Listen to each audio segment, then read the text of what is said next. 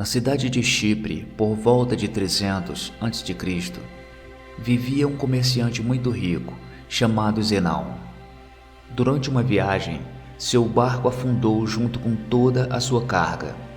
Devido a esse único evento, um acontecimento completamente fora do controle de Zenão ou de qualquer pessoa, esse homem muito rico de repente se tornou pobre num instante. Imagine que você fosse Zenão. Como reagiria ao ver todo o trabalho de uma vida sendo destruído pela força implacável da natureza? Qual seria a reação adequada? Você ficaria irritado, triste, sentiria que a vida o enganou? Para a maioria de nós, essas seriam reações normais, mas não para Zenão, o pai do estoicismo. Uma pequena mudança dura para sempre, e uma pequena reformulação da sua mentalidade pode se transformar em mudanças maiores e mais impactantes no futuro.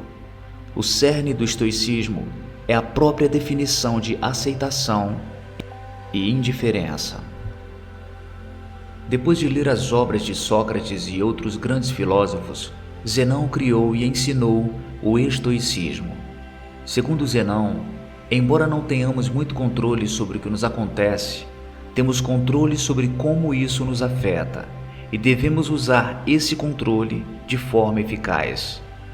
Ao invés de chorar pelo leite derramado ou, neste caso, pelas mercadorias afundadas, Zenão concentrou-se em manter a calma diante da situação, permanecendo sereno e neutro, apesar da situação. Hoje em dia as pessoas, inadvertidamente, veem os estoicos como pessoas inquebráveis, pessoas que não se deixam levar pelos extremos emocionais, não passando por acessos de raiva ou crises de ansiedade. Mas a ideia original do estoicismo era muito mais do que isso, mais do que apenas uma maneira de descrever pessoas desprovidas de emoção. O estoicismo era uma maneira de ver, descrever e entender o mundo. Era um modo de vida, e esse modo de vida perdura há séculos.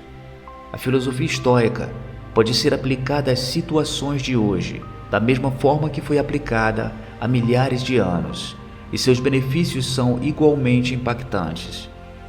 O estoicismo nos permite processar essas emoções negativas provenientes de experiências negativas e transformá-las em pensamentos que nos proporcionam uma perspectiva única do mundo. A perspectiva é tudo, e todas as pessoas do mundo têm experiências diferentes e, portanto, perspectivas diferentes sobre as coisas. Desde que os estoicos se reuniam, discutiam e ensinavam filosofia em um lugar público, sua filosofia geral era amplamente conhecida. Eles acreditavam que os princípios estoicos poderiam beneficiar grandemente qualquer pessoa e, portanto, não fazia sentido esconder esse conhecimento atrás das quatro paredes de uma escola ou dos pátios do palácio.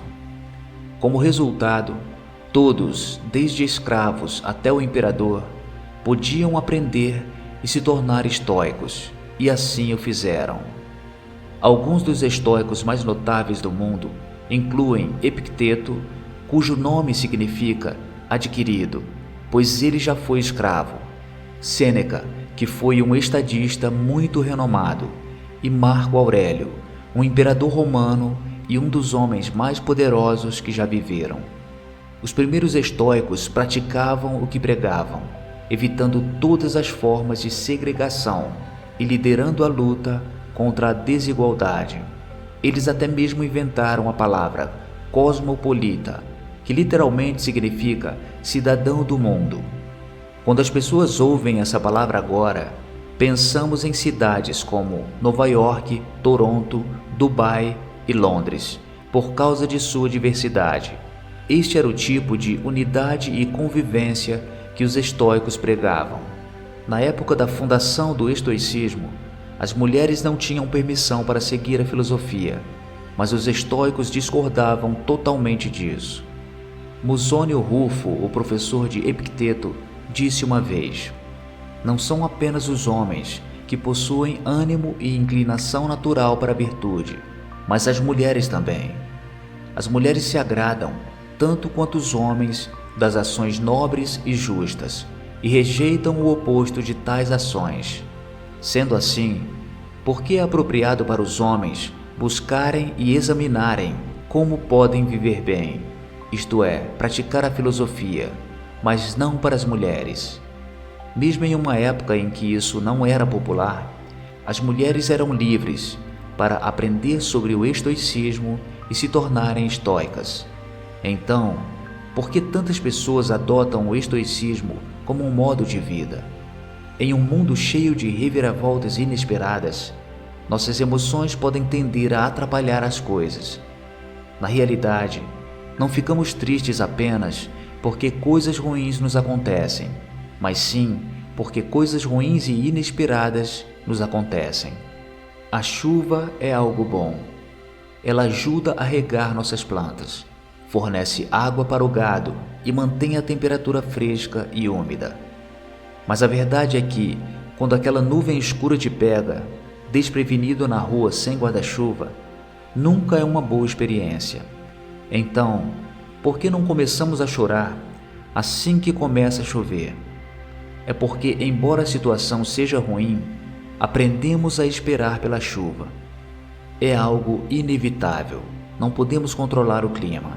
Embora seja desagradável, a chuva passa e a luz volta. O estoicismo nos ensina que, da mesma forma, deveríamos esperar que tudo de ruim que possa acontecer, vai acontecer. Visualize o pior cenário e esteja contente, sabendo que isso poderia acontecer. Um dos exercícios estoicos é conhecido como desconforto voluntário, um exercício destinado a aumentar os sentimentos de gratidão. Dormir no chão da sua cozinha, tomar banhos frios quando normalmente toma banhos quentes, comer apenas batatas por alguns dias, coisas assim. Esse exercício ajuda você a entender que não importa o quão difícil seja, você ainda vai sobreviver e potencialmente prosperar se sua mentalidade estiver correta.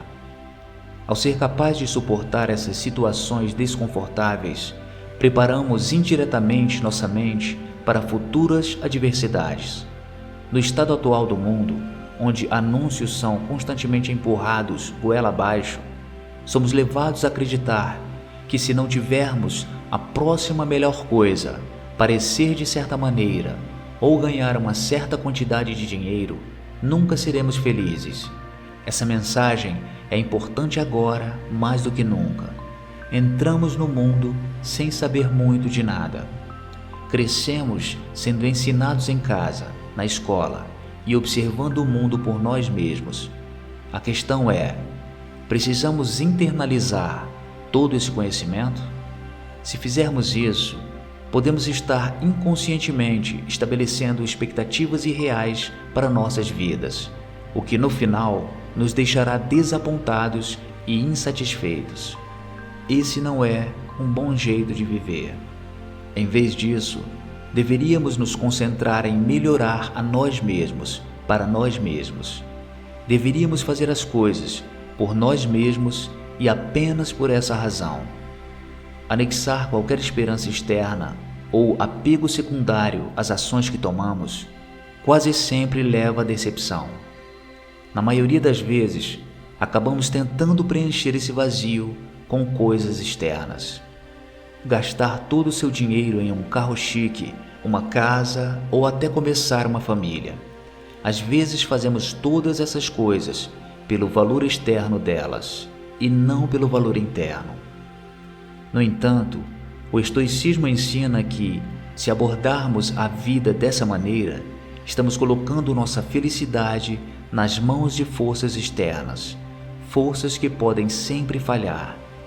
Carros quase sempre quebram, desastres naturais destroem cidades inteiras e as taxas de divórcio aumentam cada vez mais a cada ano.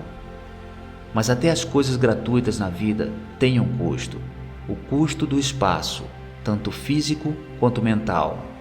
Como Sêneca escreveu uma vez, aprender a viver com menos criará espaço em sua vida para as coisas que realmente importam para você. Em vez disso, devemos colocar nossa felicidade em nosso valor intrínseco como seres humanos e em nada do que temos ou podemos adquirir fisicamente. Devemos optar por fazer o nosso melhor para manter a calma, independentemente do que a vida nos apresentar. Porque, independentemente do que quisermos, no final do dia, não temos controle sobre a maioria das coisas que nos acontecem, mas temos total controle sobre como reagimos a essas coisas.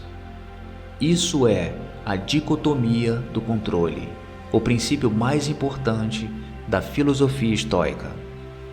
Nas palavras de Epicteto, a principal tarefa na vida é simplesmente esta: identificar e separar as questões que eu possa dizer claramente a mim mesmo quais são externas e não estão sob meu controle e quais têm a ver com as escolhas que eu realmente controlo. Os estoicos ensinam que devemos aprender a separar o que podemos controlar do que não podemos controlar. Precisamos determinar nosso valor, não pelas coisas que não podemos controlar, mas pelas coisas que podemos. Lutar por objetivos é um bom traço, mas desmoronar quando essas coisas não saem como planejado é, na visão estoica, inútil. Fazer vídeos no YouTube é muito mais fácil do que ser um imperador romano, mas ainda pode ser desafiador às vezes. Primeiro você precisa formar sua ideia, o que leva uma eternidade. Depois pesquisar essa ideia, descartá-la porque é ruim, começar de novo, escrever o roteiro do vídeo, criar o vídeo, editá-lo, fazer a miniatura, título e tudo mais, antes de clicar em enviar. Tudo, até o momento em que você clica em enviar, está sob seu controle. No entanto, uma vez que você clica no botão de envio, o poder passa para o algoritmo do YouTube. Ainda assim, muitas pessoas avaliam o sucesso do seu canal no YouTube ou conta no Instagram com base em quantas visualizações, inscritos ou seguidores eles têm. Métricas que em grande parte estão além do seu controle. Os estoicos ensinam que, em vez disso, você deve avaliar o sucesso do seu trabalho com base na quantidade de esforço que você investiu, e não no resultado de suas esperanças externas. Confie no processo. Viver com menos significa desvincular-se das algemas sociais que você essencialmente colocou em si mesmo. Pense em uma pessoa que tem trabalhado muito em seu emprego nos últimos 6 meses. Agora ele sente que merece uma promoção. Então ele vai até seu chefe com seu relatório de desempenho. O chefe agradece, não lhe concede a promoção e ele vai para casa pensando que deve ser ruim no seu trabalho. Ele não considera que o chefe pode simplesmente ter acordado com raiva. Outra pessoa pode ter sido mais qualificada naquele momento, ou talvez a empresa simplesmente estivesse perdendo dinheiro e não pudesse pagar. Ele não sabe a razão, mas ainda está chateado. Se ele simplesmente colocasse seu valor na qualidade do relatório de desempenho que apresentou e continuasse fazendo o que estava fazendo para ganhar a promoção que queria, ele poderia ter sido muito mais feliz no geral. Com a perspectiva correta, seu objetivo não teria diminuído, mas apenas adiado. É essa reformulação da sua mentalidade que é crucial. Um verdadeiro estoico não avalia seus sucessos com base no ganho financeiro de seus empreendimentos, mas sim fica confortável pelo fato de poder levar uma vida confortável sem todas as coisas que o dinheiro pode comprar. Existem 4 virtudes principais do estoicismo: sabedoria, coragem, temperança e justiça. A sabedoria é ser capaz de separar o que é interno do que é externo, e a capacidade de escolher nossa reação às coisas que nos acontecem. Como Viktor Frankl disse, entre o estímulo e a resposta há um espaço. Nesse espaço está o nosso poder de escolher nossa resposta. Coragem, 2 palavras: persistir e resistir. Temperança. Temperança ou moderação é o que acabei de fazer mais com menos, dizer mais com menos palavras. Enquanto Jeff Bezos e Elon Musk lutam no topo da lista da Forbes, os estoicos acreditam que o limite da riqueza deve ser simplesmente ter o essencial e então ter o suficiente. Justiça é a mais importante de todas as virtudes.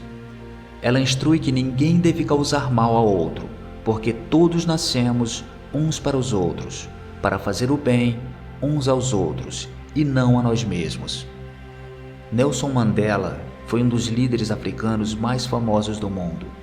Enquanto ele lutava contra o apartheid, ele foi condenado à prisão perpétua, onde permaneceu por 27 anos antes de finalmente ser libertado.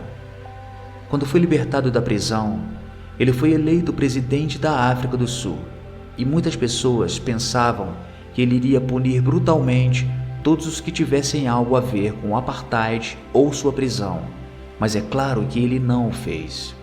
Ao longo do tempo na prisão, Mandela leu as obras de Marco Aurélio e aprendeu muito dos valores centrais do estoicismo, todos os quais ele praticou ao longo de sua vida. Em vez de pedir a cabeça dos culpados, Nelson Mandela instou seu povo a buscar o oposto, relaxar e reconstruir. Ele enfatizou que o passado estava agora além de seu controle e que a única coisa que podiam fazer era encontrar uma maneira de seguir em frente e construir uma nação melhor. Este é o caminho do estoico. Na medicina moderna, o estoicismo está no cerne de procedimentos como a terapia comportamental racional emotiva e a logoterapia. A terapia comportamental racional emotiva ajuda os pacientes a identificar padrões de pensamento negativos que podem estar causando problemas emocionais e comportamentais. Isso permite que você desafie o raciocínio por trás desses pensamentos negativos com lógica, e quando perceber que muitos deles não têm fundamento, você pode substituí-los por crenças mais produtivas e saudáveis. A logoterapia, por outro lado, é baseada no princípio estoico de que os seres humanos são impulsionados pelo propósito. Mesmo nas situações mais sombrias, podemos preencher nossas vidas com significado e felicidade, simplesmente descobrindo qual é esse propósito. Mas, como muitos de nós sabemos, isso é mais fácil falar do que fazer. É um processo, como tudo mais. Precisamos reprogramar nossa maneira de pensar. Fora com o antigo, dentro com o novo. Para resolver nossos problemas com a felicidade, devemos praticar o alto valor. Ao redirecionar nossa definição de valor para as coisas que podemos controlar, podemos parar de nos fixar nas coisas que não podemos controlar e, no geral, levar uma vida muito mais feliz e satisfatória. O estoicismo nos ajuda a navegar por tempestades passadas e presentes, em águas mais calmas e pacíficas. E se nosso navio afundar e todos nós nos afogarmos, podemos encontrar paz no fato de que vivemos uma boa vida, embora não tão longa quanto esperávamos. Porque lembre-se, tudo tem um fim. Bem, essa é a mensagem de hoje. Se você gostou, deixe aqui o seu like e se inscreva no canal para receber os próximos vídeos.